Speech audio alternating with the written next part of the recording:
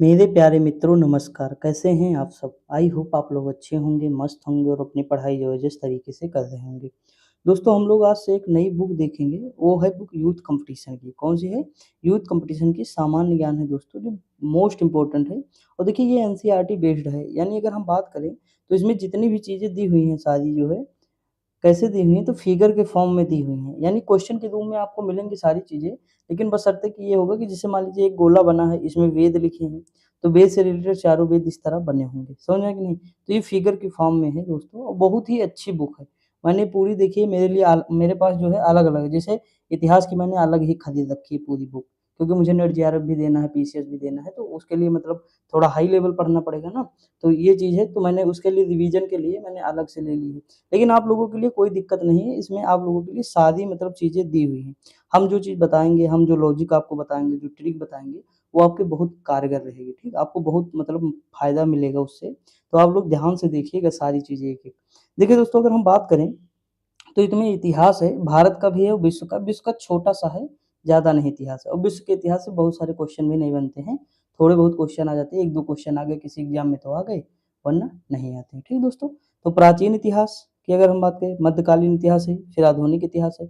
हम आज यहाँ से शुरुआत नहीं करेंगे दोस्तों, हम शुरुआत करेंगे कहाँ से? तो भारत के भूगोल से शुरुआत करेंगे। दोस्तों भारत के भूगोल से इसलिए हम शुरुआत कर रहे हैं, क्योंकि हमें लगता है इतिहास जब भी हम मतलब कोई बुक स्टार्ट करते हैं, तो इतिहास से ही शुरुआत करते हैं। तो मैंने सोचा लो अलग से पढ़ते हैं, थोड़ा मतलब भारत का भूगोल पहले देखते हैं, अगर भूगोल में इंटरेस्ट हो गया तो मज़ा आ जाएगा। क्योंकि भौगोलिक दशाएँ ही सारी चीज़ें हैं जो डिपेंड करती है अलग-अलग चीज़ों पे, ठीक? जैसे अफ़गानिस्तान, अगर अफ़गानिस्तान में खाने को होता, पीने को होता, हर चीज़ होता, कृषि योग्य भूमि होती, तो वो आक्रमण करने यहाँ क्यों आते? अगर वो समृद्ध होता क्षेत्र, सऊदी अरब वाला क्षेत्र, तो वो भारत आक्रमण करने कभी ना आते, समझ में आया कि नहीं? तो कोई भी भारत आक्रमण करने आया या मतलब जो है जैसे कहीं भी कुछ नहीं हो रहा है, तो उसी के लिए भारत आएँगे या तो धन लूटने के लिए आए। अब भाई उनके अगर राज्य में धन होता, वो समृद्ध होते, तो क्यों लूटने आते? आप खुद ही सोचिए। तो ये सारी चीज़ें हैं कहीं न कहीं, तो सारी चीज़ें हम कनेक्ट करेंगे अच्छे से। आप टेंशन ना लीजिए, बस ध्यान से देखिएगा, ठीक दोस्तों? तो हम शुरुआत करते हैं भारत का भूगोल। तो देखते हैं दोस्तों, देखिए शुरुआत में तो हिस्ट्री ही दिया हुआ है, हम वीडियो पॉज़ करके आगे बढ़ते हैं, 1 सेकंड। देखिए दोस्तों, अब यहाँ पे आ चुके हैं। देखिए ये पीडीएफ पूरी एक साथ आपको मिलेगी, जब भी देंगे हम, पूरी बुक कंप्लीट हो जाएगी, उसके बाद एक साथ आपको पूरी पीडीएफ मिल जाएगी, ठीक दोस्तों? इसीलिए अलग-अलग नहीं किया हूँ ताकि मतलब वीडियो बनाने में और फिर पीडीएफ बनाने में दोस्तों बहुत टाइम भी लग जाता है पीडीएफ बनाने में और ऊपर से किसी को एक साथ पीडीएफ चाहिए पूरी की पूरी, किसी को अलग-अलग चाहिए, तो मतलब दिक्कत हो जाती है। इसीलिए मैंने सोचा कि जो भी बुक पढ़ाऊँगा, एक साथ उसकी पूरी पीडीएफ दे दूँगा, ठीक दोस्तों? तो हम शुरुआत करते हैं, देखते हैं, थोड़ा ध्यान से देखेंगे दोस्तों आप लोग। मोस्ट इम्पोर्टेंट है, इतनी सारी चीज़ें हैं इसमें कि क्या ही बताएँ। देखिए दोस्तों भारत का भूगोल, यहाँ लिखा है भारत एवं विश्व का, लेकिन हम पहले पढ़ेंगे भारत का। तो भारत का भूगोल में देखते हैं। दोस्तों देखिए यहाँ लिखा है भारत, इसका सामान्य परिचय दिया हुआ है। देखिए अगर हम बात करें तो भारत का कुल स्थल कितना है, यानी विश्व के संदर्भ में देखें तो भारत 2.4% भारत का क्षेत्रफल है। कितना है? 2.4%। मैं आराम से पढ़ाऊँगा, आप आराम से पढ़िएगा दोस्तों, ठीक? उसके बाद देखिए जनसंख्या के आधार पे कौन-सा है? दूसरा नंबर है दोस्तों। पहले पे चाइना है, दूसरे पे भारत है। उसके बाद अगर हम बात करें कुल जनसंख्या भारत की कितनी है दोस्तों, तो विश्व के संदर्भ में हम देखेंगे तो भारत की जनसंख्या है 17.5%। कितने हैं? 17.5%। अगर हम बात करें तो भारत का स्थान कौन-सा है? तो 7वाँ स्थान है। देखिए पहले पे कैसे है? देखिए मैं याद कराने की तरीका करता हूँ, ये कैसे करूँगा? देखिए आपने कभी विश्व का मैप देखा है? मान लीजिए मैं ये पूरा बना रहा हूँ, विश्व का मैप मान लीजिए ऐसे है, ठीक दोस्तों? यहाँ आप देखेंगे रूस होगा, रूस सबसे बड़ा है, सबको पता है, आपको भी पता है, मुझे भी पता है। उसके जस्ट सामने कौन है दोस्तों? कनाडा आएगा। क्या आएगा? कनाडा। मैप के अकॉर्डिंग मैं बता रहा हूँ कि जस्ट सामने कनाडा आएगा। वैसे तो जस्ट सामने नहीं आएगा, लेकिन मैप के अकॉर्डिंग आप देखेंगे तो कनाडा आएगा, ठीक? तो ये कनाडा हो गया, तो पहले पे रूस हो गया, दूसरे पे कनाडा हो गया। अब दोस्तों कनाडा के बाद हम तीसरे पे इधर आएँगे, इस साइड, चौथे पे मतलब तीसरे पे चाइना। चाइना के सामने आ जाओगे तो यूएसए मिल जाएगा, यानी अगर हम बात करें तो चौथे पे यूएसए आ जाएगा। अब देखिए यहाँ से फिर चलेंगे 5वें पे ब्राज़ील, ब्राज़ील के सामने देखेंगे तो ऑस्ट्रेलिया नज़र आएगा इधर इस साइड, तो छठे पे ऑस्ट्रेलिया, फिर 7वें पे भारत। समझ आया तरीका कि नहीं? देखिए रटने की कोई ज़रूरत नहीं, थोड़ा मैप उठाएँगे तब आप समझ जाएँगे कि पहले पे क्या है दसिया, हमें पता ही है कि पहले पे रूस है, उसके जस्ट सामने क्या है तो कनाडा है, तो दूसरे पे क्या आ जाएगा कनाडा। कनाडा अगर आ गया दोस्तों, तो उसके हम बाद तुरंत तुरंत आएँगे किधर चाइना की तरफ मुँह रुख करेंगे, तो तीसरे पे चाइना हो जाएगा, फिर उसके सामने चौथे पर ये हो जाएगा, फिर 5वें पर ये हो जाएगा, छठे पे 7वें पर भारत। समझ में आया कि नहीं? इस तरह याद करेंगे हमेशा याद हो जाएगा। तो एक चीज़ आपकी हो चुकी है। दूसरी अगर हम बात करें तो यही देखते हैं दोस्तों, थोड़ा जूम कर लेते हैं। देखिए अगर हम भारत का अक्षांशीय विस्तार देखें तो 37 डिग्री 6 मिनट उत्तरी अक्षांश से लेकर 8 डिग्री 4 मिनट उत्तरी अक्षांश, यानी कहने का मतलब है अगर मान लीजिए ये हमारा भारत है, ऊपर जम्मू कश्मीर है दोस्तों, तो ये 8 डिग्री 4 मिनट, ये मिनट होता है दोस्तों, 4 मिनट से शुरू होगा और कहाँ तक जाएगा, तो 37 डिग्री 6 मिनट उत्तरी अक्षांश तक जाएगा। उत्तरी अक्षांश क्यों कहा गया? देखिए दोस्तों, मान लीजिए हमारा ये ग्लोब है, ये 0 डिग्री है, तो भारत इसी में तो है, ये उत्तरी ही तो है सारा, ये उत्तर है, ये दक्षिणी अक्षांश आ जाएगा, समझ गए? उत्तरी मतलब ये उत्तरी ग्लोब है, दक्षिणी है, और ये अक्षांश है दिखाएँ, ये वाली क्या है, अक्षांश दिखाए हैं।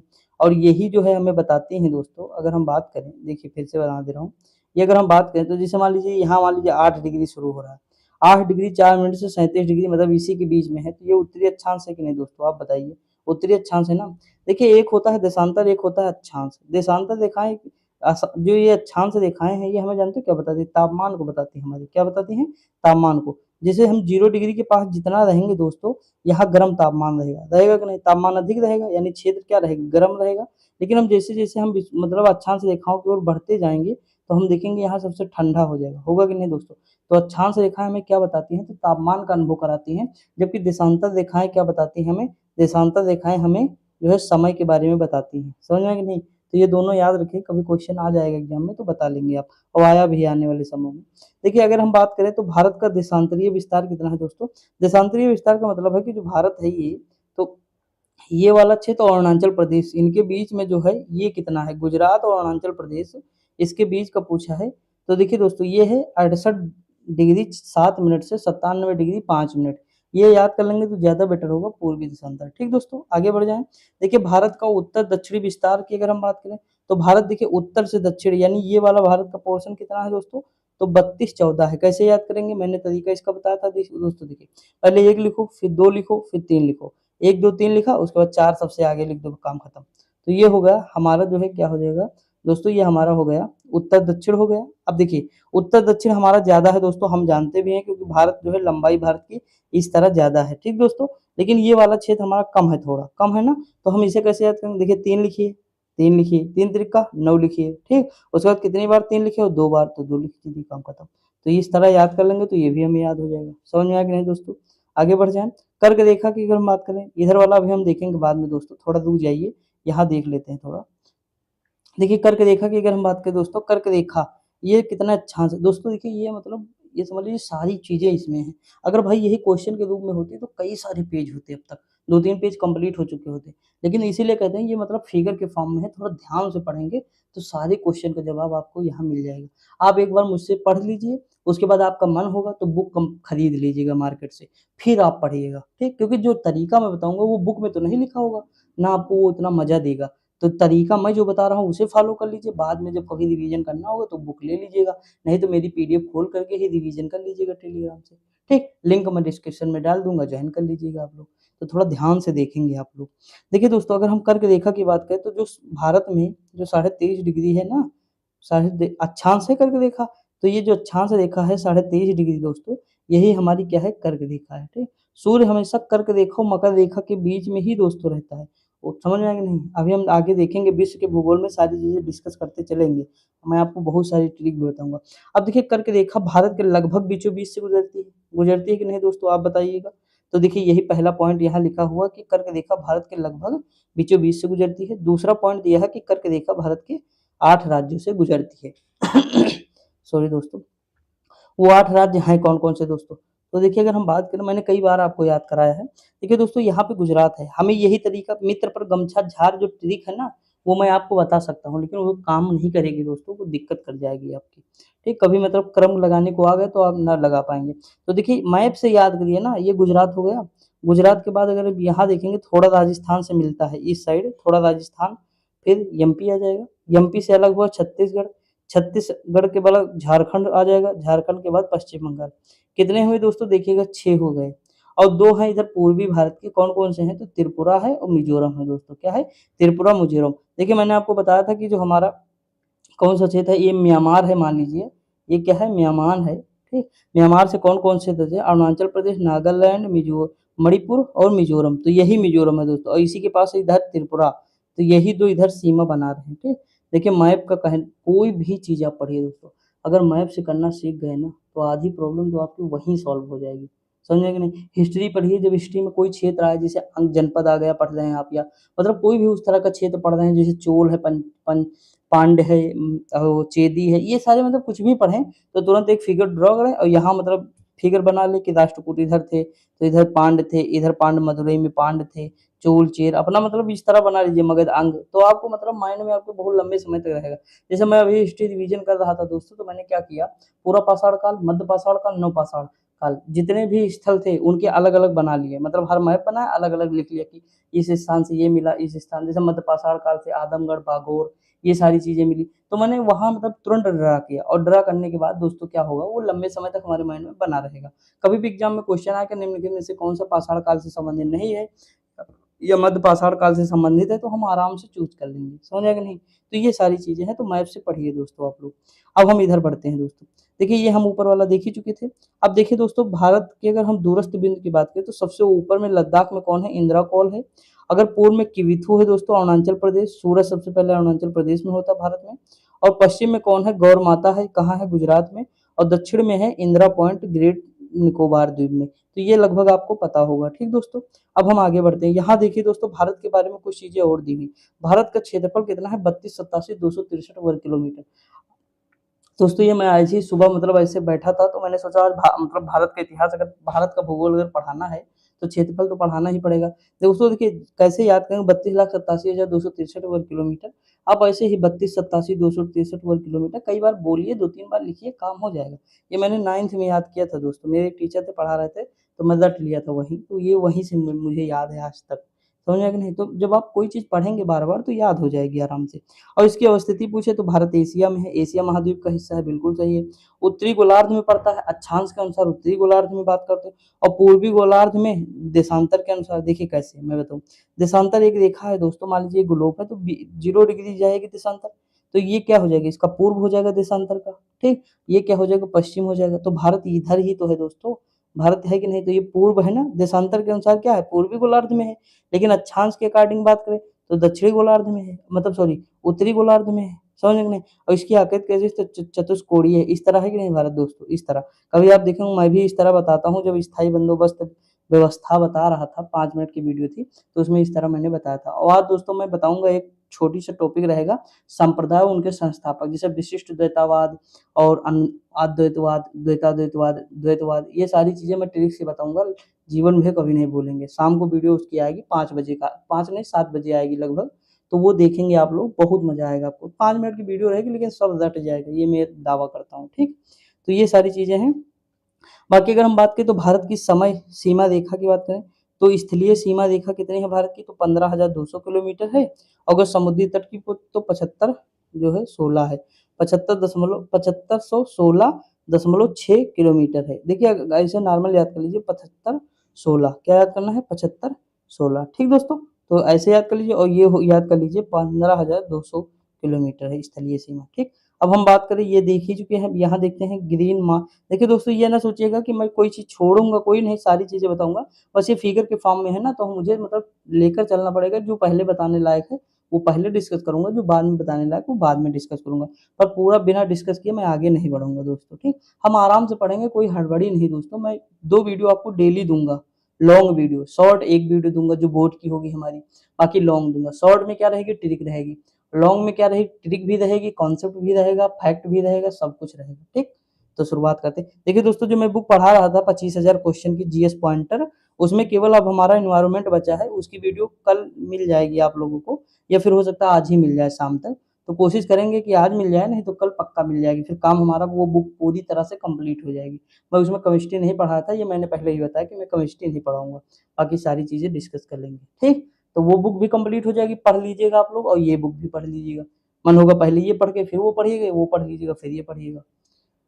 आगे बढ़े, अगला देखते हैं क्वेश्चन। यहाँ लिखा है, भारत की मानक समय रेखा 82.5 डिग्री 30 मिनट पूर्वी देशांतर है। ठीक दोस्तों, 82.5 डिग्री है, सॉरी 82.5 डिग्री याद कर लीजिए, कोई दिक्कत नहीं, पूर्वी देशांतर।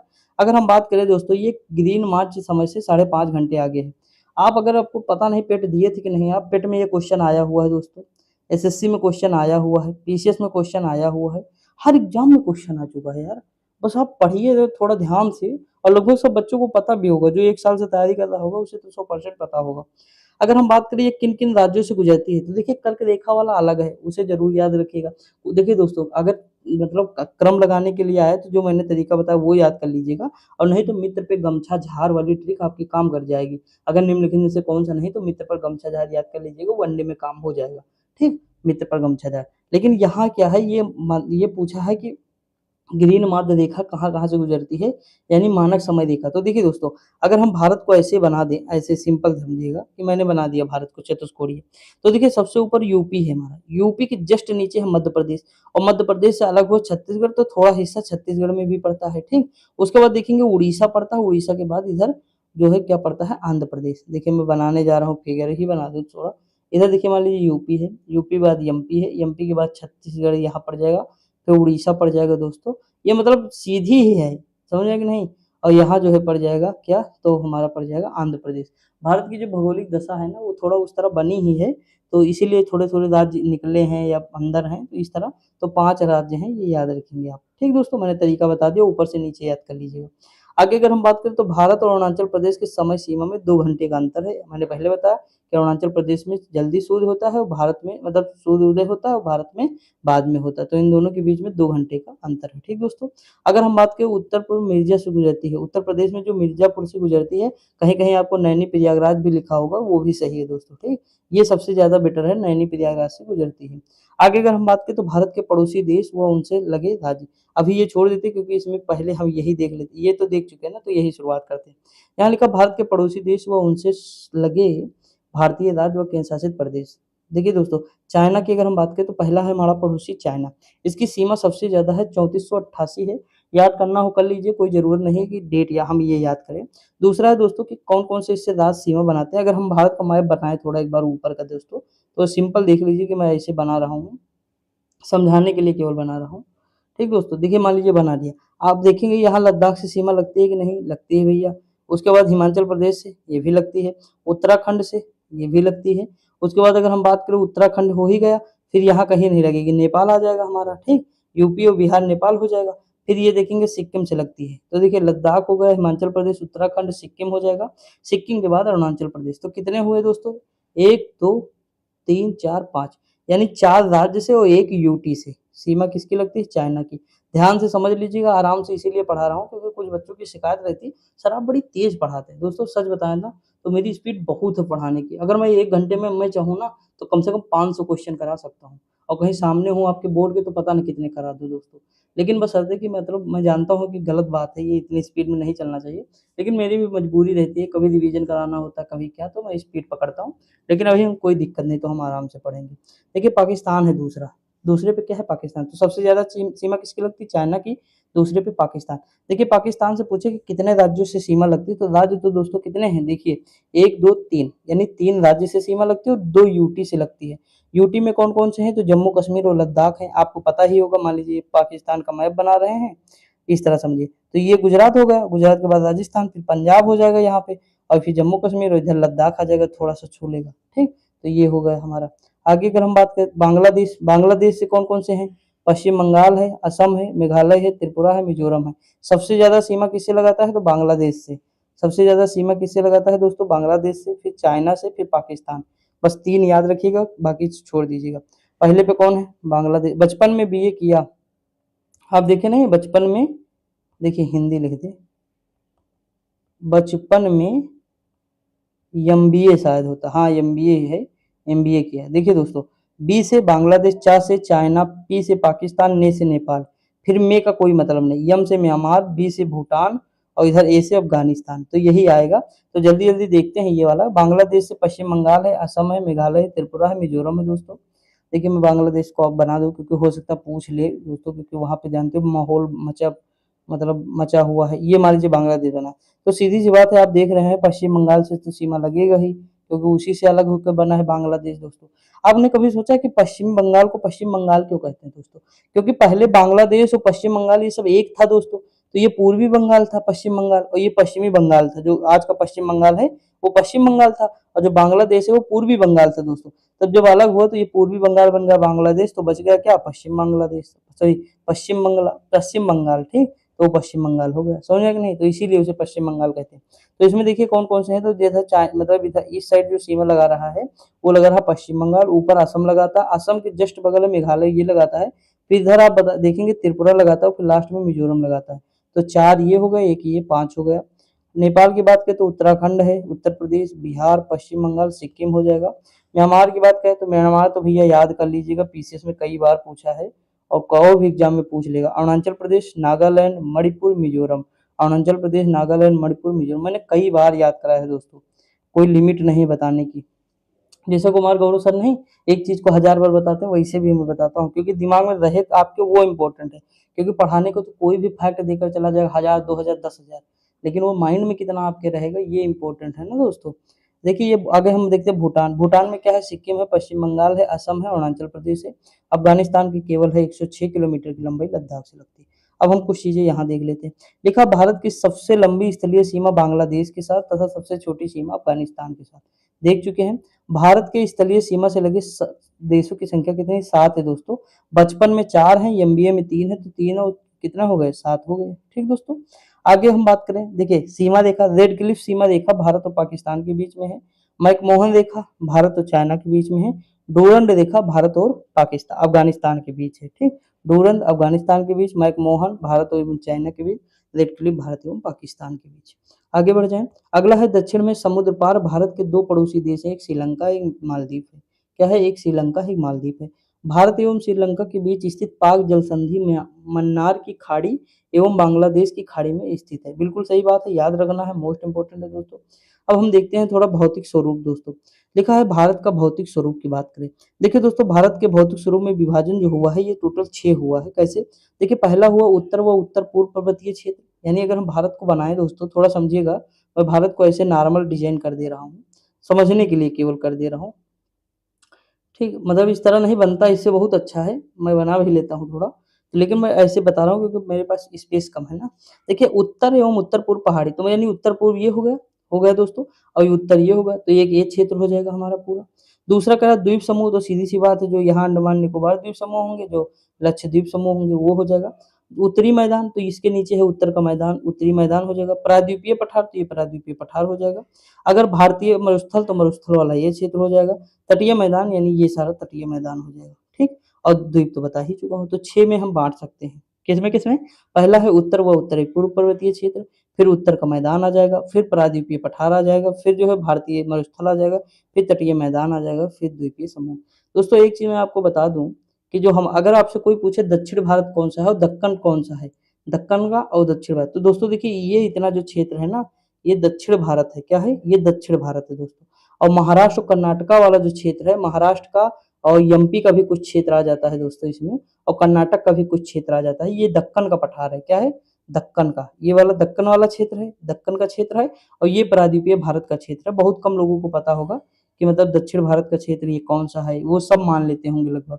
तो डीसी समझ में आ गया नहीं, जो हम बांटे हैं इसी तरह हुआ। आगे हम बढ़ते हैं, भारत का पर्वतीय क्षेत्र देख लेते हैं दोस्तों। देखिए यहाँ पे अगर हम बात करें, इधर से आती है कुल्लू सिलेरी, जो इस साइड से आती है, हिंदकुश पर्वत इधर से आती है, दोनों जहां मिलते हैं वो कौन सी गांठ बनाती है, तो पामीर ग्रंथ बनती है, यानी पामीर का पठार। दोस्तों अगर हम बात करें आगे बढ़े, तो देखिए यहाँ काराकोरम है। ठीक, उसके बाद लद्दाख है, फिर जास्कर है, यानी कलेजा। गौरव सर की ट्रिक याद करिए, उन्हीं से मैंने भी सीखा ये, कोई दिक्कत नहीं दोस्तों सीखने में। का से काराकोरम है, ले से लद्दाख है, जा से जास्कर है, तो कलेजा हो जाएगा। ठीक, उसके बाद देखिए दोस्तों यहाँ पीर पंजाल है कि नहीं दोस्तों, बात को समझिएगा, ऊपर से नीचे याद करना, हमें हर हाल में याद करना है। क्या हो जाएगा, काराकोरम है, लद्दाख है, जास्कर है, पीर पंजाल है। समझ में कि नहीं। उसके बाद दोस्तों देखेंगे यहाँ कैलाश श्रेणी यहाँ पे आएगा, शिवकिला दादा यहाँ पे है। थोड़ा मैं इसे समझा दूं आपको, उसके बाद में इन सब चीजों के बारे में भी डिटेल में बात होगी हमारी। फिर यहाँ देखो नंगा पर्वत है, यहाँ नंगा पर्वत है।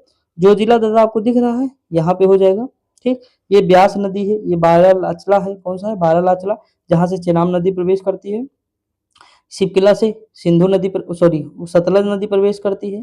ठीक दोस्तों, ये सांगपो नदी है, जो मतलब जो है ये हमारी कौन सी नदी है, ब्रह्मपुत्रा, जिसे हम नेपाल में क्या तिब्बत में सांगपो कहते हैं। यहाँ देखिए सिंधु है, झेलम है, चेनाब है, रावी है, ब्यास है, सॉरी ब्यास यहाँ है और सतलज है। ठीक दोस्तों, अगर हम बात करें सिंधु, झेलम, चेनाब, रावी, ब्यास, सतलज, तो ये इनका क्रम हो जाएगा, याद रखेंगे आप लोग। गंगा नदी इधर है, यमुना नदी उसके बाद आ जाएगी। तो ये चीज़ है और ये पूरा हिमालय वाला ये पोर्शन है। लेकिन काराकोरम जो है ट्रांस हिमालय का हिस्सा है दोस्तों, वो हिमालय वाला पार्ट नहीं, यानी हिमालय से पहले वो बन चुका था। समझ में आया कि नहीं दोस्तों? तो ये चीज़ याद रखेंगे, थोड़ा मैप था जो मैंने डिस्कस किया। अब इससे रिलेटेड हम चीज़ें देखते हैं। तो हम आगे बढ़ते हैं, थोड़ा चीज़ें देख लेते हैं इनसे रिलेटेड। ठीक दोस्तों? आपको कोई दिक्कत नहीं होगी, यकीन मानिए मेरा, मैं सारी चीज़ें डिस्कस करता चलूँगा। देखिए दोस्तों, अब हम इधर देखते हैं, यहाँ लिखा है कि पर्वतीय मतलब हिमालय पर्वत श्रेणी के बारे में दिया हुआ है। ये सारे क्वेश्चन हैं, एक-एक क्वेश्चन अलग-अलग चाहे एक साथ हैं, लेकिन क्वेश्चन सारे हैं दोस्तों। देखिए यहाँ लिखा भारत के उत्तरी सीमा पर स्थित है, हिमालय भारत के उत्तर में है, बिल्कुल सही है। जो हिमालय की पर्वत श्रेणियाँ हैं भारत के उत्तर में है दोस्तों, मैप याद करिए थोड़ा, अभी जो मैंने कराया है। ये नवीन वलित पर्वत है, नवीन वलित पर्वत जो है फोल्डेड माउंटेन है दोस्तों, इनका निर्माण जो है बहुत प्राचीन काल में नहीं हुआ। जैसे अरावली का बहुत प्राचीन हुआ, वो घिस भी चुके हैं, लेकिन हिमालय निरंतर जो है उठ रहे हैं दोस्तों। इसीलिए हिमालय की लंबाई जो है उठती भी जा रही है, ऐसा नहीं है, क्योंकि वो आपस में टकराते हैं। देखिए दोस्तों, इधर से यूरेशियन प्लेट है, यानी हम चाइना प्लेट भी कह सकते हैं मानने मानने के लिए, ठीक, ये यूरेशियन प्लेट हो जाएगी। इधर से जो हमारी प्लेट है वो प्रायद्वीपीय भारत की है, समझ रहे हैं कि नहीं, गोंडवाना लैंड का है, मतलब प्रायद्वीपीय भारत की प्लेट है और इधर से ये, तो ये दोनों आपस में टकरा रहे हैं। हमारा भारत जो है 1-2 सेंटीमीटर हर साल जो है बढ़ रहा है किधर, चाइना की ओर। तब सीधी-सी बात, जब दोनों आपस में टकराएँगे तो उठेगा ही, हिमालय इसी से तो बना है। हिमालय बीच में नदियाँ बह रही थी, तो जमाव जब इकट्ठा हो गया, बाद में जब ये प्लेटें टकराई तो उनके जो है उससे जो है ताकत से ये हिमालय उठ गया। तो ये नवीन वलित पर्वत, अब देखिए नवीन वलित पर्वत इस बार आईएएस में भी क्वेश्चन पूछा, निम्नलिखित में से कौन-सा नवीन वलित पर्वत नहीं है, ये पूछा था दोस्तों। तो उसमें अगर मेरी ट्रिक किसी को भी पता होगी तो वो क्वेश्चन कर लेगा। दोस्तों कम से कम 20 से 25 क्वेश्चन तो पढ़ाए आए ही थे, जो फैक्ट आए थे दोस्तों, और आप कर भी लेते। हमने फॉर्म नहीं डाला, बहुत बड़ी गलती की, मुझसे भी मिस्टेक हो गया, क्योंकि मुझे पता नहीं था कि इतना मतलब फैक्ट की तरह भी पूछ लेगा इस बार। दोस्तों देखिए नवीन वलित पर्वत, ये क्या है? नवीन वलित पर्वत की बात करें हम दोस्तों, इसकी मैंने ट्रिक बताई थी, you are Himalaya, you are uh Himalaya, ये 4 कभी भूलना नहीं है। 4 नवीन वलित पर्वत हैं, इसमें मैंने ट्रिक लिख दी, यू से यूराल हो जाएगा, आर से रॉकी हो जाएगा, ए से एंडीज हो जाएगा। यूराल पर्वत कहाँ है? तो ये आप देखेंगे एशिया और यूरोप की सीमा पर यूराल पर्वत नजर आएगा आपको, ठीक। उसके बाद अगर हम रॉकी की बात करें दोस्तों, तो रॉकी पर्वत कहाँ नजर आएगी? उत्तर अमेरिका में नजर आएगी। एंडीज पर्वत कहाँ नजर आएगी? तो दक्षिण अमेरिका में नजर आएगी। और हिमालय तो आपको पता ही है एशिया में है, ठीक। तो ये हो जाएगा इस तरह। अगर हम बात करें चौड़ाई, कश्मीर में जो है इसकी कितनी है हिमालय पर्वत श्रेणी की, तो 400 किलोमीटर है, और अरुणाचल प्रदेश में कम है दोस्तों। यानी अगर हम बात करें तो पश्चिम में हिमालय हमारा चौड़ा है, जबकि पूर्व में हिमालय हमारा क्या है? पतला है। जैसे इस तरह बात करें तो इस तरह है हिमालय, यहाँ दोस्तों पतला है हमारा हिमालय, और यहाँ पे मतलब कश्मीर में क्या है? ये चौड़ा है। समझ आया कि नहीं? तो आप बताइए, जैसे ये कश्मीर में चौड़ा है और पूरब में जो है हिमालय हल्का है, तो सबसे ज़्यादा भूकंप कहाँ अनुभव हो सकते हैं दोस्तों? इस वाली पेटी में होंगे कि नहीं दोस्तों? इस वाली पेटी में सबसे ज़्यादा, इसीलिए नेपाल-वेपाल में आप देखेंगे ज़्यादा भूकंप नज़र आ रहा होगा। समझ आया कि नहीं? दोस्तों अभी हम भूकंप के बारे में और भी चीज़ें आगे डिस्कस करेंगे, तो हम आपको बताएँगे कि दिल्ली में भूकंप का अनुभव होता रहता है यमुना वाले क्षेत्र में, तो ये सारी चीज़ें हम डिस्कस करेंगे, तो टेंशन ना लीजिए। अब आगे हम बात करें हिमालय पर्वत श्रेणी, देखिए यहाँ से सिंधु और सतलज, मतलब सिंधु से ब्रह्मपुत्रा तक का फैलाव है हिमालय का। इधर मैंने दिखाया था आपको सिंधु थी, और यहाँ दिखाया था सांगपो यानी ब्रह्मपुत्रा थी। लास्ट में दिखाया था कि नहीं दोस्तों, आप बताइए? तो इन दोनों के बीच में जो था यही हिमालय है, इसी का विस्तार इसी के बीच में है। कभी पूछ लेगा कि हिमालय का विस्तार कहाँ तक है, तो सिंधु और सतलज नदियों तक है दोस्तों, सॉरी सिंधु और ब्रह्मपुत्रा नदी तक है, ठीक। समझ में आया कि नहीं? मज़ा आ रहा है? तो मुझे तो बहुत आ रहा है, आपको पता नहीं आ रहा है कि नहीं दोस्तों? और कमेंट ज़रूर कर दीजिएगा, जितने लोग भी हैं दोस्त देखते हैं, थोड़ा भी अगर मानते हैं मुझे तो थोड़ा कमेंट कर दीजिएगा। अगर हम लंबाई की बात करें इसकी, तो 2400 किलोमीटर इसकी लंबाई है दोस्तों, कितनी है? 24 2400 किलोमीटर है। देखिए सबसे ज़्यादा लंबाई एंडीज की है दोस्तों, कितनी है? 7200 किलोमीटर। उसके बाद रॉकी की कितनी है? 4800 किलोमीटर। ये लगभग की मैं बात कर रहा हूँ। तो दोस्तों देखिए 24 एकम 24, 24 दूना 72, 24 तियाँ सॉरी 24 दूना 48, 24 तियाँ 72। यानी हम बात करें तो 24 का पहाड़ा हो रहा है कि नहीं? तो हिमालय, फिर रॉकी, फिर एंडीज। तो सबसे बड़ी एंडीज है, फिर रॉकी है, फिर हिमालय आएगा। तो इस तरह मतलब आपको नजर आएगा, ठीक दोस्तों। समझ में आया कि नहीं? क्रम भी आपको पता चल जा रहा है कि मतलब कौन से क्रम में आना चाहिए। मान लीजिए अगली बार क्रम पूछ लिया तो हम लगा सकेंगे। तो ये चीज़ है दोस्तों, और विश्व की सबसे ऊँची पर्वत श्रेणियाँ हैं। आगे बढ़ें। अब हिमालय का उत्तर-दक्षिण विभाजन देख लेती है। देखिए ट्रांस हिमालय है, फिर पन महान हिमालय है, निम्न या हिमालय है, हिमाचल हिमालय है, फिर बाह्य या शिवालिक है दोस्तों। क्या है? देखिए पहले है ट्रांस हिमालय, फिर महान हिमालय, फिर निम्न या हिमाचल हिमालय, फिर बाह्य या शिवालिक हिमालय। ठीक दोस्तों?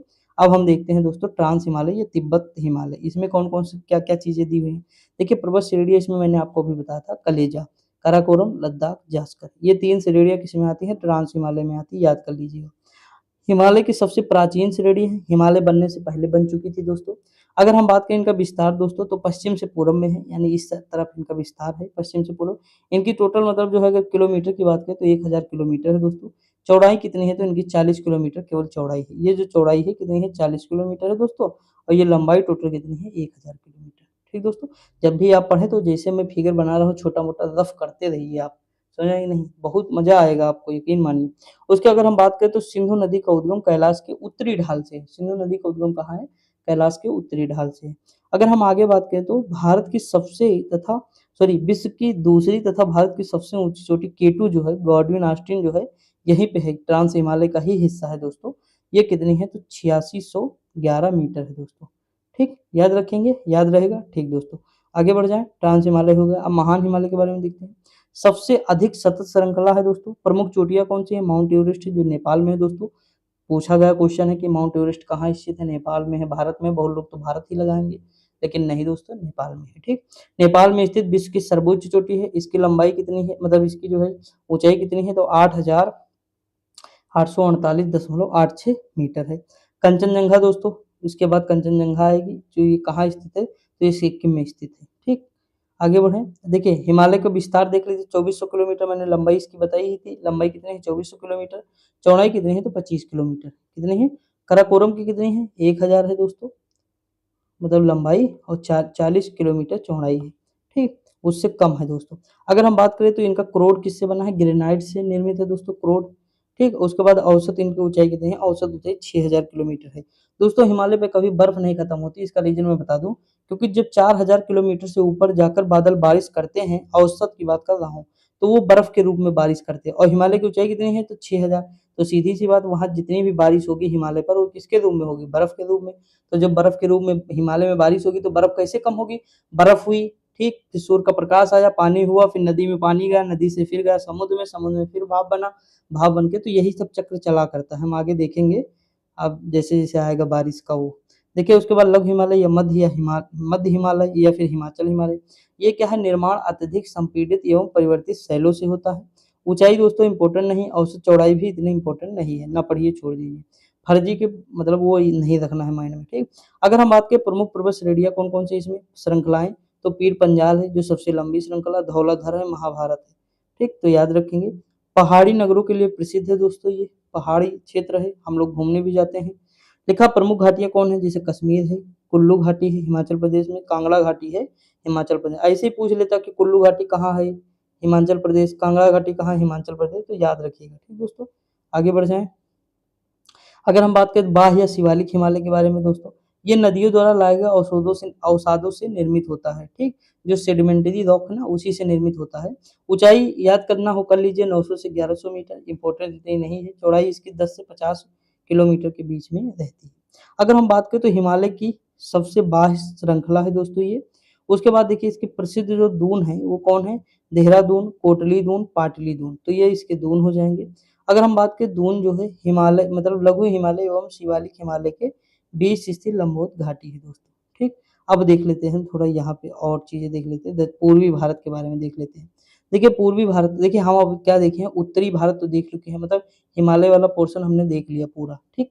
अब हम पूर्वी भारत देखेंगे। देखिए यहाँ नामचा पर्वत से ये नदी जो है मुड़ जाती है अरुणाचल प्रदेश में, ठीक। इधर आप देखेंगे लोहित नदी है, यहाँ दिहांग है, डफला, बोडमी, डफला, मिरी, ये सारी जो जनजाति पहाड़ी कहाँ है? ये जनजातियां भी हैं, ये अरुणाचल प्रदेश में। गारो, खासी, जयंतिया, ये पहाड़ी भी हैं और ये क्या है? जनजाति भी है। कहाँ है? तो ये दोस्तों हैं मेघालय में, ठीक। हम बात करें पटकाई बूम, ये भी पहाड़ी है। और ये नागा, ये भी पहाड़ी, मिजो पहाड़ी मिजोरम में है, ये नागालैंड में है, ठीक दोस्तों। मकालू यहाँ मिलेगा, एवरेस्ट यहाँ मिलेगा, कंचनजंगा देखिए सिक्किम में मिल रहा है, तीस्ता नदी यहीं से आ रही है, ठीक दोस्तों। ये बांग्लादेश ही है, कोसी नदी है, गंडक नदी है।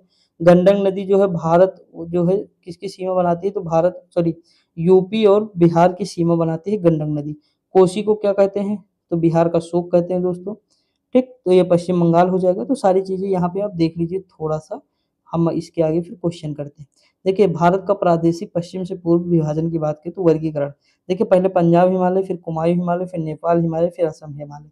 देखिए यहाँ सिंधु से सतलज है नदी के बीच में, सतलज से काली नदी के बीच में, काली से तीस्ता नदी के बीच में, तीस्ता से ब्रह्मपुत्र नदी के बीच में। हम याद कराते हैं कैसे याद करना है, देखिए ऐसे मार्क कर लीजिए आप, क्या करना है मार्क।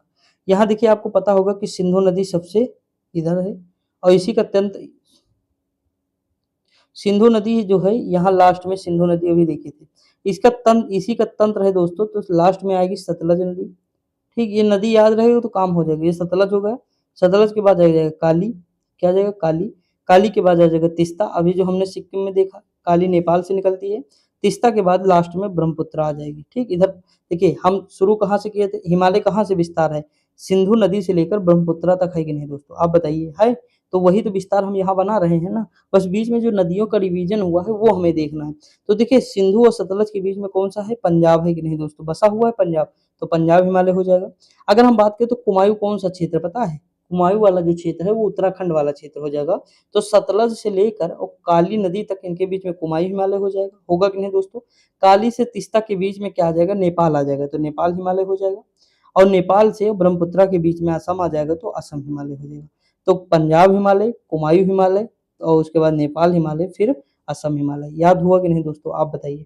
जो तरीका मैं बता रहा हूँ वैसे ही बना लीजिए, वैसे नोट करते रहिए, याद हो जाएगा। ठीक दोस्तों, लंबाई याद करना हो कर लीजिए। सबसे ज्यादा किसकी है, तो देखिए नेपाल हिमालय की सबसे ज्यादा, फिर असम हिमालय की है, उसके बाद फिर पंजाब की है, फिर जो है कुमायूं हिमालय। याद करना करिए, नहीं कोई बहुत ज्यादा जरूरी नहीं है, ऐसे याद रहे। ठीक, अब प्रमुख घाटियां देख लेते हैं, मोस्ट इंपोर्टेंट है, बहुत क्वेश्चन आते हैं दोस्तों, इंपॉर्टेंट है। नुब्रा है, मरखा है, लद्दाख में है दोस्तों। कुल्लू घाटी, कांगड़ा है, चंबा है, सांगला है, लाहौल स्पीति है दोस्तों। और पिन वैली है, पिन वैली राष्ट्रीय उद्यान भी है।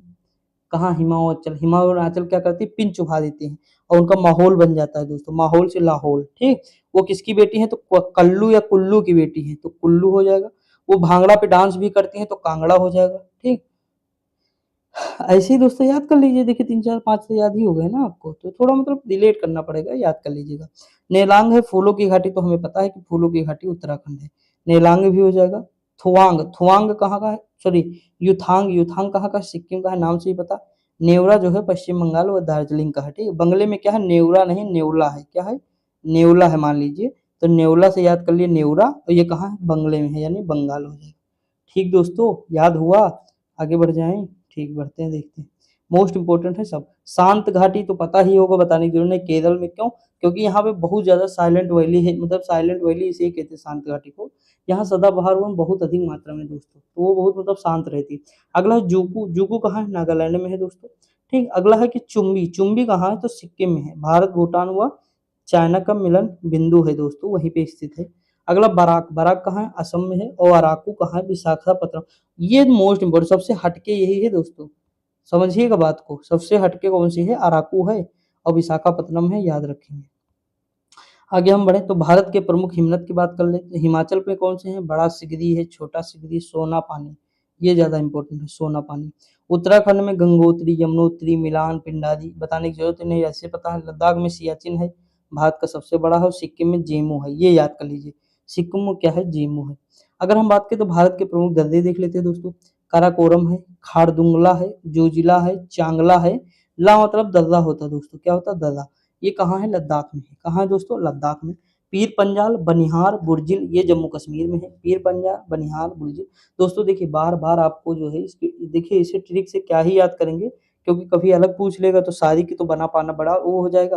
लेकिन जब आप बार बार रिवीजन करेंगे तो आपका कंप्लीट हो जाएगा। ठीक, रिवीजन ही है दोस्तों जो माइंड में रखता है लंबे समय तक, और रिवीजन के थ्रू ही ट्रिक बन पाती है दोस्तों। ठीक, बिना रिवीजन के ट्रिक कभी बनेंगे ही नहीं, तो वही चीज है, आपको रिवीजन करना पड़ेगा। तो पीर पंजाल, बनिहार और बुर्जिल कहाँ है, जम्मू और कश्मीर में है।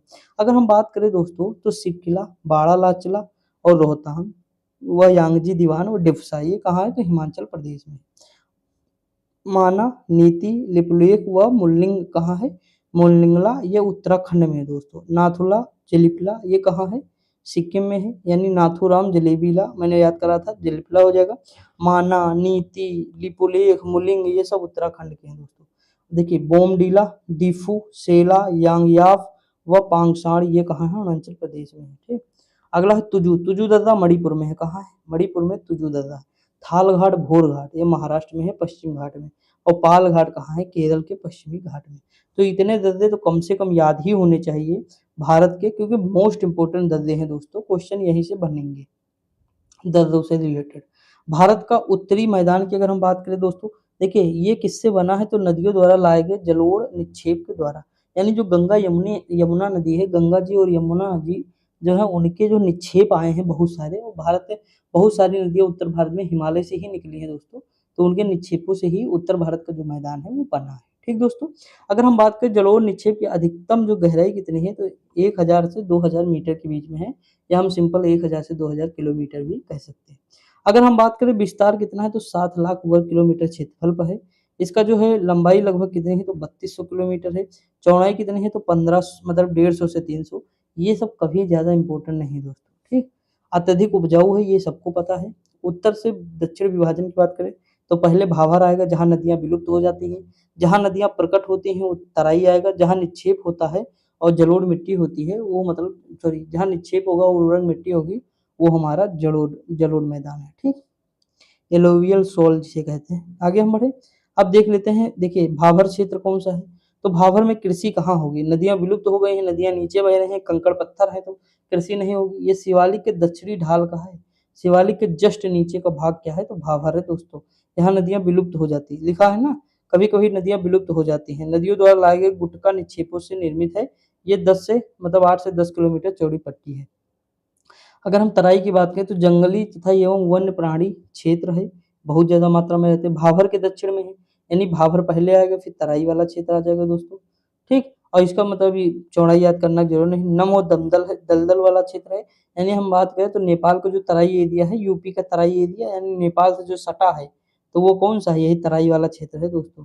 इसलिए वहाँ बीमारियां भी बहुत सारी फैलती हैं, ठीक।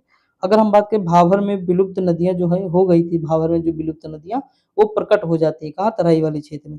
अगर हम जलोढ़ मैदान की बात करें दोस्तों, तो ये बांगर होता है, ये खादर होता है। देखिए खादर नवीन होता है, बांगर जो है बहुत पुरानी होती है। देखिए दोस्तों, ये पुराने जलोढ़ से निर्मित है, यानी अगर आप मान लीजिए इलाहाबाद में है, या मतलब किसी शहर में होंगे जहाँ नदियाँ कभी मतलब बाढ़ आती ही ना होगी दोस्तों, जो सबसे ऊपर वाला जो टॉप पोर्शन होगा, जो जहाँ मतलब पूरा शहर स्थित होगा, जहाँ मतलब मेन मेन मुख्यालय होंगे, मेन मेन कोचिंग होंगी, वो ऐसा क्षेत्र होगा जहाँ कभी बाढ़ आने की संभावना है ही नहीं, वहां तक पहुंचेगा ही नहीं पानी दोस्तों।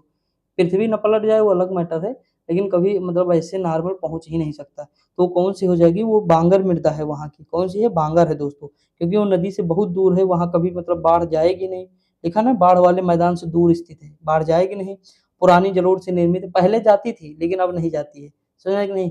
तो वो हो जाएगा। उसके बाद उत्तरी मैदान का विशालतम भाग यही है दोस्तों, नदी के किनारे का क्षेत्र तो कम ही होगा, आप लोग भी जानते हैं। उसके बाद अगर हम बात करें, तो मृदा में चूनेदार निक्षेपण यानी कंकड़ मिलते हैं, ठीक दोस्तों। अब हम बात करते हैं जलोढ़ की। देखिए जलोढ़ यानी, देखिए जलोढ़ का मतलब क्या होता है, जल प्लस ओढ़ा, यानी जहाँ पे जल जो है लुढ़क रहा है, बार बार जल जा रहा है, तो वही जलोढ़ मिट्टी है। अगर हम बात करें खादर, खाद सुने हो, खाद नवीन है कि नहीं दोस्तों, नया है मान लीजिए, उस तरह याद कर लीजिए। तो नवीन जलोढ़ मृदा है, उपजाऊ बहुत होती है दोस्तों, बाढ़ आती है, बाढ़ में जो है अलग अलग जो मिट्टी बाढ़ द्वारा आती है वो बहुत उपजाऊ होती है, बाढ़ वाले मैदान में स्थित है दोस्तों। प्रतिवर्ष पुनर्निर्माण होता है मिट्टी का, ठीक। हर साल मिट्टी जमती रहती है, नई नई, अत्यधिक उपजाऊ होती है। याद हो गया, आगे बढ़ जाएं। उत्तर भारत के मैदान का सामान्य विभाजन की अगर हम बात करें, तो पंजाब का मैदान, गंगा का, ब्रह्मपुत्र का।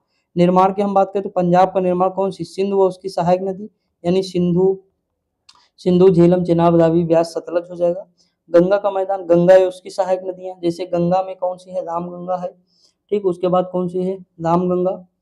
और कौन, और तो बहुत सारी जैसे कोसी वगैरह सारी मिलती है, तो उत्तर का भाग गंगा का मैदान ही बनाती है दोस्तों। अगर हम बात करें दोस्तों, ये हो जाएगा ब्रह्मपुत्र का मैदान, ब्रह्मपुत्र या उसकी सहायक नदियों द्वारा बनता है, ठीक दोस्तों। आगे बढ़ जाएं। देखिए टाइम, देखिए दोस्तों पढ़ाने में इतना मगन हो गया कि 44 मिनट हो गए, मुझे पता ही नहीं चला। मजा आ रहा है ना दोस्तों, जब कोई चीज मजेदार मतलब होती है, देखिए हमारा इंटरेस्ट तब खत्म होने लगता है उसमें जब हमें मजा नहीं आता, और जब हमें मजा आता है तो हम मतलब पढ़ते चले जाते हैं, ठीक। तो वो चीज, अब देखिए अगर विस्तार की बात करें, तो पंजाब में कौन से, घग्गर एवं सॉरी ये पंजाब में है मतलब ये क्षेत्र, और अगर ये क्षेत्र की बात करें, उसकी नीचे है, गंगा के मैदान के नीचे वाला ये क्षेत्र है दोस्तों, इसमें विस्तार पूछा तो वो पंजाब में आ जाएगा, सिंधु का जो मैदान है। और ये अगर हम बात करें, तो ये कहाँ आएगा, तो घग्गर एवं तीस्ता के मध्य आ जाएगा दोस्तों। तीसरा जो सिक्किम वाला है उसके बीच का जो क्षेत्र है वही है। ये हरियाणा, दिल्ली, उत्तर प्रदेश, बिहार, झारखंड, पश्चिम बंगाल में आएगा और ये विशेषकर असम में आएगा। कौन सा? तो ये जो हिमालय हम देखे अभी, ये जो क्षेत्र देखे हैं ना, ब्रह्मपुत्र का मैदान, उसी के बारे में बताया है। अब हम आगे देख लेते हैं दोस्तों। प्रायद्वीपीय भारत मोस्ट इंपोर्टेंट है, इतना इंपोर्टेंट है कि क्या ही बताएं दोस्तों। इसके बारे में सारी चीजें दी हुई है, देखिए एक ही फिगर में सब दिया हुआ। अगर हम बात करें उत्तर पश्चिम में तो दिल्ली, कटक, पूर्व में कहाँ तक फैला? राजमहल की पहाड़ियाँ, आप सुने होंगे राजमहल की पहाड़ियाँ, ठीक। और झारखंड के आसपास है। अगर हम गिर पहाड़ी की बात करें दोस्तों तो गिर पहाड़ी कहाँ है पता है? अरुणाचल प्रदेश में है, सॉरी अरुणाचल प्रदेश रहा हूँ, गुजरात में है दोस्तों। इस साइड सबसे लास्ट में कहाँ है? गुजरात में गिर पहाड़ी। यहाँ पे कौन सा? गिर राष्ट्रीय उद्यान भी है दोस्तों। देखिए मैं गुजरात का बात आ गई है तो मैं राष्ट्रीय उद्यान याद ही करा देता हूँ गुजरात के। गुजरात में 3 राष्ट्रीय उद्यान है। कौन सा है? ब्लैक बक है, क्या है? ब्लैक बक, ठीक। वंसदा है दोस्तों। कौन सा है? वंसदा है। और एक जो दोस्तों कौन सा है? गिर है, ठीक।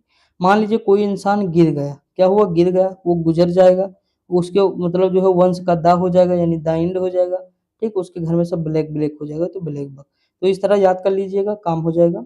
दक्षिण में इलायची या कार्डामम की पहाड़ियां हैं जो है इसमें प्रायद्वीपीय पठार में। और ये पुराने क्रिस्टलीय हैं दोस्तों, आग्नेय व रूपांतरित चट्टानों से निर्मित है। प्राचीनता में एवं स्थिर भू मतलब गोंडवाना भूमि का हिस्सा भी है दोस्तों। और गोंडवाना में मैंने बताया था क्या मिलता है? तो कोयला मिलता है। कैसे याद करा था कि दक्षिण के जो हीरो होते मतलब जो गुंडे होते हैं वो किससे? काले काले होते हैं, साउथ के। देखिए दिल पे नहीं लेना है, साउथ के मतलब काले काले होते हैं गुंडे। तो काला यानी कोयला और कोयला यानी गोंडवाना लैंड, ठीक। गोंडवाना से गुंडा और कोयला से काले, ठीक। गुंडा काले यानी गोंडवाना लैंड और कोयला। अगर हम आगे बात करें, ढलान पश्चिम से पूरब है दोस्तों। ढलान जो प्रायद्वीपीय पठार का जानते हो किधर से? इधर से इधर की है ये, इसलिए मोस्टली नदियां आप देखेंगे बंगाल की खाड़ी में गिरती है दोस्तों। भारत का जो मतलब ये है ना, ऐसे है ही दोस्तों। इसका जो भारत है जो पूरा हमारा, उसका विस्तार अगर हम बात करें, जैसे मान लीजिए हमारा भारत है, ठीक। तो ढलान इधर है सबसे ज्यादा दोस्तों, सबसे, तभी तो सारी नदियां लगभग लगभग इधर गिरती हैं। कुछ नदियों का ढलान इधर है तो थोड़ा इधर बहे। नदी कहाँ बहेगी? उच्च से निम्न की ओर बहेगी, यानी ऊंचे क्षेत्र से निम्न की ओर। अब जैसे नर्मदा और ताप्ती ये भ्रंश घाटी में बटी तो ये अपवाद है दोस्तों, समझ रहे हैं कि नहीं? ये अपवाद के रूप में है। तो ये चीज याद रखिएगा। अगर विभाजन की बात करें तो मध्य उच्च भूमि नर्मदा के उत्तर वाला क्षेत्र हो जाएगा दोस्तों। दक्कन का पठार अगर हम बात करें तो नर्मदा नदी के दक्षिण, मैंने बताया था ना कि जो दक्कन का पठार वो मतलब यहाँ भी आता है थोड़ा सा, कहाँ? एमपी में भी आता है। तो नर्मदा के नीचे जो है वो दक्कन का पठार है दोस्तों। और पूर्वी उत्तर का पठार जो है इस तरफ ही है, पूर्वी वाला। पश्चिम में उत्तर पश्चिम भाग में काली मिट्टी का विस्तार है दोस्तों।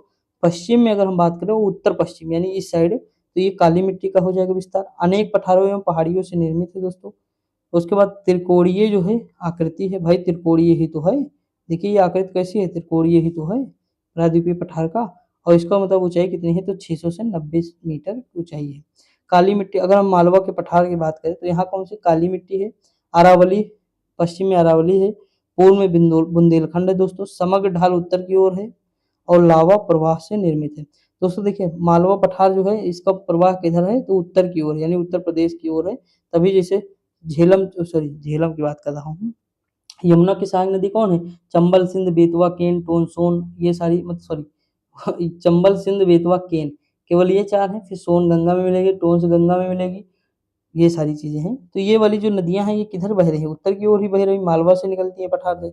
समग्र ढलान उत्तर की ओर है और लावा प्रवाह से निर्मित है, ठीक दोस्तों।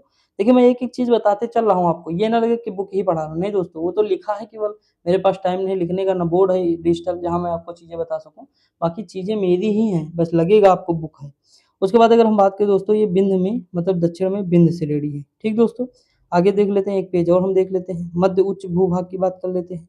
अभी जो देखिए, ठीक, ये इसमें क्या आएगा? तो नर्मदा के उत्तर में है दोस्तों। दक्कन के पठार का उत्तरी भाग है, उत्तरी सीमा है, देख ही चुके हैं दक्कन का पठार मैंने जिसे बनाया था ये, तो इसका उत्तरी सीमा ही आएगा ना, नर्मदा नदी के उत्तर में भी है दोस्तों। तो ये चीज हो जाएगा। अवशिष्ट पर्वतों के उत्कृष्ट उदाहरण भी है दोस्तों। ऊंचाई कितनी है? तो याद करने की जरूरत नहीं, 700 से 1000 मीटर। अगर हम ढाल की बात करें तो पश्चिम से पूर्व की ओर ढाल है इनका, पश्चिम में चौड़ा है, पूर्व में संकीर्ण है। अधिकांश विस्तार मालवा पठार के क्षेत्र में है। पूर्वी भाग में बुंदेलखंड और बघेलखंड स्थित है। पूर्वी विस्तार जो है राजमहल की पहाड़ियां और छोटा नागपुर पठार तक है दोस्तों। पूर्व मतलब राजमहल की पहाड़ियां और छोटा नागपुर पठार तक है। और अगर हम बात करें तो पश्चिम सीमा अरावली पर्वत तक है, इसका विस्तार अरावली आएगा, ठीक। उसके बाद दक्षिणी सीमा सतपुड़ा पर्वत तक स्थित है, उत्तरी मध्य विंध्य पर्वत श्रेणी तक है। ये थोड़ा मैप बना के आप कर लीजिएगा तो समझ में आ जाएगा। ठीक दोस्तों, ये हो गया हमारा। आगे हम बढ़ते हैं तो हम बुंदेलखंड के पठार देखते हैं दोस्तों। इसमें क्या होगा, उत्तर प्रदेश एमपी आ जाएगा। अर्ध शुष्क क्षेत्र है दोस्तों, बारिश बहुत ज़्यादा होती नहीं, इसलिए कृषि योग्य बहुत ज़्यादा तो भूमि नहीं है, लेकिन ये है कि गेहूँ, सरसों और चना, दालें ये सारी चीज़ें बहुत अच्छे से हो जाती है। इसलिए बुंदेलखंड के लोग गेहूँ ज़्यादा प्रीफ़र करते हैं। ठीक, लहरदार क्षेत्र है, कृषि योग्य भूमि कम है, सघन अपरदित क्षेत्र है, ग्रेनाइट व नीच से निर्मित है। मैंने पहले ही बताया था कि वहाँ के लोग जो है भौगोलिक दशाएँ ही डिपेंड करेंगी कि लोग क्या खाएँगे, क्या पिएँगे, कैसे रहेंगे, ये सारी चीज़ें। ठीक दोस्तों, कोट पैंट पहनेंगे भारत के लोग थोड़ा पहनेंगे, गर्मी है मर जाएँगे। तो कहाँ के लोग पहनेंगे? अमेरिका के लोग पहनेंगे। कहाँ के पहनेंगे? यूरोप के पहनेंगे, रसिया के पहनेंगे। क्यों? क्योंकि वहाँ पे ठंडी है दोस्तों, ठंडा प्रदेश है। समझे कि नहीं? तो वो चीज़ है, जैसे मांस और मछली सबसे ज़्यादा लोग कहाँ के खाएँगे? तो सऊदी अरब में मांस मछली खाएँगे। क्यों? क्योंकि वहाँ गर्मी है, सब्ज़ी नहीं होगी, फल नहीं होगा, अनाज नहीं होगा, तो बचेगा क्या? मांस, तो मांस खाएँगे। समझे कि नहीं? तो ये सारी चीज़ें हैं, भौगोलिक दशाएँ बहुत ज़्यादा डिपेंड करती हैं दोस्तों, किसी हद तक मतलब ज़्यादा डिपेंड करती हैं। समझे कि नहीं? मैंने अलग-अलग कई एग्ज़ाम्पल दिए भी थे आपको हर बार। अब हम देखते हैं बघेलखंड दोस्तों, ये पेज देख लेते हैं। उत्तर में सोन नदी है, मैकाल श्रेणी के उत्तर में है। अगर हम बात करें तो उत्तर प्रदेश, झांसी एवं मध्य प्रदेश में पड़ता है ये बघेलखंड का पठार दोस्तों। और ये किससे बना है? तो ग्रेनाइट, चूना पत्थर एवं बलुआ पत्थर से निर्मित है। देखिए पहला दिन था तो हो सकता है थोड़ा कम आपको मिला हो कंटेंट, लेकिन जितना मिला है दोस्तों बहुत ठोस है। ये कोई भी टीचर इतना ही पढ़ाता अगर, तो ये समझ लीजिए कम से कम 2, 4, 5 दिन ले लेता। और हम पूरी इंडियन ज्योग्राफी यही चीज़ सेम टू सेम 2 दिन में कवर करेंगे, यानी कल हमारा ये वीडियो कंप्लीट हो जाएगा। कल हम कोशिश करेंगे 1 घंटे 10 मिनट या 20 मिनट जो भी बनेगा, हम पूरी तरह से कंप्लीट कर लेंगे। ठीक दोस्तों? तो बस प्यार देते रहिए, आप पढ़ते रहिए, बाकी सारी चीज़ें मैं करूँगा, टेंशन ना लीजिए। देखिए यहाँ लिखा हो उत्तर-पूर्व में राजमहल पहाड़ियाँ हो जाएगा। अगर हम बात करें छोटा नागपुर पठार की दोस्तों, देखिए मैं अब टाइम दूँगा आपको डेली 2 घंटे तो कम से कम 3 दे दूँगा, जिससे मैं आपके सारी चीज़ें आपको मतलब कंप्लीट करा दूँ दोस्तों। देखिए यहाँ अगर हम देखें छोटा नागपुर पठार की बात करें तो यहाँ देखिए गोंडवाना चट्टान से निर्मित है, उत्तर-पूर्व में राजमहल पहाड़ियाँ हैं दोस्तों, पश्चिम में सोन नदी है गोंडवाना, मतलब छोटा नागपुर पठार के पश्चिम में क्या है? सोन नदी है, अमरकंटक से निकलती है सोन नदी व नर्मदा नदी। ठीक, अगर हम बात करें इसका विस्तार कहाँ है? झारखंड है, छत्तीसगढ़ है, पश्चिम बंगाल है दोस्तों। दोस्तों आपको यूरेनियम, मैग्नीशियम इनकी सबकी जो मतलब खानें नहीं याद होती ना लौह की, ये सारी खानें मैं बोर्ड पे कराऊँगा ट्रिक में, 5-5 मिनट में आपको सारी रटा दूँगा, कभी भूलेंगे नहीं दोबारा। बस आने दो टाइम अभी, मैं डेली एक वीडियो लाऊँगा, बता तो रहा हूँ ना, तो डेली वो चीज़ें करेंगे, बाकी 2 चीज़ें ये करेंगे, यानी 2 क्लास हमारी ये, एक वो 3 क्लासें आपको मिलेंगी डेली, ठीक? बस आप बस सपोर्ट करते रहिए, देखते रहिए, शेयर करते रहिए। लिखा है दामोदर नदी के उत्तर में हजारीबाग पठार और दक्षिण में रांची का पठार है। देखिए मैं बना रहा हूँ, फिगर बना दूँ थोड़ा। देखिए दामोदर नदी मान लीजिए ये बहती है, इसके उत्तर में जो है ये हजारीबाग का पठार है दोस्तों, ठीक? ये कहाँ? झारखंड में है। और इसके जो नीचे का पठार है वो जो है कौन-सा है? तो रांची का पठार है। इनको 2 भागों में कौन बाँटती है? तो दामोदर नदी दोस्तों। ये हजारीबाग का पठार है और ये दोस्तों कौन-सा है? तो ये रांची का पठार है, ठीक? याद रखेंगे? आगे बढ़ जाएँ? आगे देखते हैं। एक अन्य नाम है, मतलब अगर हम अन्य नाम भारत का है, तो ये पाट दोस्तों ये मोस्ट इम्पोर्टेंट है। पार व दूर प्रदेश भी कहते हैं छोटा नागपुर को, पाट भूमि भी है। पाट भूमि का मतलब बिल्कुल समतल है दोस्तों, इस तरह, ठीक? आप देखेंगे पठार तो इसी तरह। आगे बढ़े और देखिए खनिज समृद्धि यानी कोयला, लोहा आदि से समृद्ध है दोस्तों। दामोदर देखिए इसमें कौन-कौन सी नदी है यहाँ, दामोदर नदी, स्वर्णरेखा नदी, उत्तरी कोयल नदी, दक्षिणी कोयल नदी, बराकन नदी, नदियों का प्रवाह भी होता है। मैंने कहा था मैथन बाँध छत्तीसगढ़ में, सॉरी मैथन बाँध झारखंड में है, अभी आया भी था, शायद अब इस बार आया कि अगली बार, मतलब यूपी पुलिस में भी पूछा था। मैथन बाँध कहाँ है? तो झारखंड में है दोस्तों। किस नदी पे है? तो बराकन नदी पर है। मैंने कहा था मैथन को याद करेंगे मैराथन, मैराथन हमें क्या करना है? बड़ा करना है, मैराथन हमेशा बड़ा होता है और तो बड़ा होगा तो झाड़ में तो होगा नहीं। झाड़ में हम कभी दौड़ते हैं क्या? नहीं दोस्तों ना, अलग दौड़ते हैं, साफ-सुथरे मैदान में, तो हो जाएगा। तो इस तरह है दोस्तों। स्वर्णरेखा नदी है, दामोदर नदी है, तो ये सारी चीज़ें आपको याद रखना पड़ेगा। हुंडरू जलप्रपात कहाँ है? स्वर्णरेखा नदी। हुंडरू जलप्रपात कहाँ है? स्वर्णरेखा नदी, हुंडरू। मैंने कैसे याद करा था? घुंघरू, मैंने कहा था घुंघरू, घुंघरू किसके हैं? तो सोने के हैं। तो घुंघरू से हुंडरू और स्वर्ण से सोने से स्वर्णरेखा नदी। तो सोचिए कैसे दिमाग लगा कि मैं याद कराता हूँ दोस्तों, कितनी चीज़ें इस तरह याद कराएँगे। अब तक कम से कम 10 से 15,000 क्वेश्चन तो मैंने केवल ऐसे छोटी-छोटी ट्रिकों से बता दिए और मैं बताता रहूँगा, जब-जब पढ़ाऊँगा तब-तब बताऊँगा, बस रट जाना चाहिए आपको दोस्तों। और यही छोटी कॉपी बना लीजिए, जो ट्रिक बताता हूँ उसे तो ज़रूर नोट करिए। देखिए दक्कन का पठार देख लेते हैं, ये बेसाल्ट लावा के अपरदन एवं अपक्षय से निर्मित है दोस्तों। पूर्व में पूर्वी घाट में है, पश्चिम में पश्चिमी घाट तक है, पश्चिम एवं पूर्वी घाट का मिलन जो है नीलगिरी पहाड़ी है। अगर हम बात करें तो ये पूर्वी घाट है हमारा और ये पश्चिम घाट है। ये जो यहाँ जो ये दोनों मिलते हैं ना, ये वाला क्षेत्र दोनों मिलता है यहाँ पे, तो ये नीलगिरी की पहाड़ी है। यहाँ पे एक जनजाति है टोडा जनजाति। कौन सी है? टोडा। मैंने बताया था नीलगिरी, यानी घर में अगर नील जो चढ़ती है बनियान में वो गिर जाएगी तो मम्मी जो है तोड़ देंगी, यानी टोड़ा, मम्मी ने तोड़ा यानी टोडा जनजाति। ठीक, तो ये है, तो ये हो गया। आगे बढ़े। अब बस ये लास्ट है पश्चिमी घाट देख लेते हैं, फिर कल आगे देखेंगे यहीं से। देखिए यहाँ सतत श्रृंखला देख लेते हैं। पश्चिमी घाट क्या है? सतत श्रृंखला है, कटी फसटी नहीं है, क्योंकि नदियाँ यहाँ कम बहती हैं। पूर्वी घाट में नदियाँ ज़्यादा बहती हैं, इसलिए कटा-पठा क्षेत्र है दोस्तों। ठीक, ये सतत श्रृंखला है। पर्वतीय वर्षा यहाँ अधिक होती है, बिल्कुल सही बात है दोस्तों। मानसून पहले केरल में, फिर केरल से कर्नाटका, गोवा, महाराष्ट्र होते हुए बारिश करता रहता है। ठीक दोस्तों, बिल्कुल सही बात ये भी।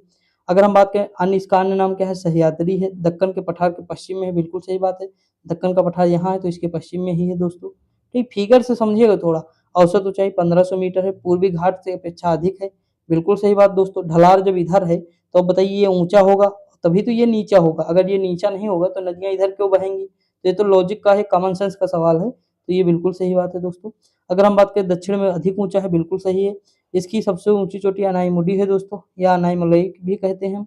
अगर हम बात करें दूसरी सबसे ऊंची चोटी तो डोडा बेटा है, जो नीलगिरी पहाड़ी की सबसे ऊंची चोटी है। अधिक देखिए, अगर पूछे कि प्रायद्वीपीय भारत की या पश्चिमी घाट की सबसे ऊंची चोटी कौन सी है, तो हमें बताना है अनाईमुदी। क्या बताना है? अनाईमुदी। लेकिन पूछे कि नीलगिरी की सबसे ऊंची चोटी है, तो हमें बताना डोडा बेटा। ठीक, दोनों में अंतर है, कंफ्यूज नहीं होंगे कभी भी आप लोग। आगे हम बात करें, अधिकांश प्रायद्वीपीय नदियों का उद्गम स्थल यहीं से होता है। अगर प्रमुख दर्रे की बात करें तो थालघाट और भोरघाट दर्रा महाराष्ट्र में, और पारघाट दर्रा जो है केरल में दोस्तों। ठीक, केरल के जो तिरुवनंतपुरम से मदुरई जाने का जो दर्रा है वो कौन सा है? पालघाट है। और बाकी जो है भोरघाट और थालघाट ये मुंबई को, पूरे मुंबई को नासिक से जोड़ते हैं। ठीक दोस्तों, तो यहाँ तक हम आज देखे हैं दोस्तों। पहला दिन था, आप लोग बताइएंगे कैसे लगा। स्पीड नहीं तेज लगी, पढ़ाने में कोई दिक्कत आपको लगी, जो भी होगा देखिए आप मेरी कमी को जरूर लिखिए, अच्छाई को लिखिए ना लिखिए, कमियों को लिखेंगे तो मैं उसे सुधारने की कोशिश करूंगा। बाकी जो जीएस पॉइंटर की एक क्लास है मैं उसे पूरी करा के फिर वो पूरी क्लास कंप्लीट हो जाएगी, कल वाला आ जाएगी। और मैं सोच रहा हूँ कि बायोलॉजी के मैराथन डाल दूँ आप लोगों के लिए। ठीक, जो 1000 मतलब 700-800 क्वेश्चन होंगे उसकी मैराथन आ जाएगी, तो देख लीजिएगा आप लोग, जीएस पॉइंटर की ही रहेगी। तो हमारा इस तरह वो पूरा मतलब कंप्लीट हो जाएगा। बाकी आप पढ़ते रहिए दोस्तों, मस्त रहिए, खुश रहिए, आपको चीज़ें, सारी चीज़ें मिलती रहेंगी अच्छे से। तो हमारी तरफ से दोस्तों प्यारा सा थैंक यू। ठीक दोस्तों, तो आज के लिए इतना ही। जय हिंद।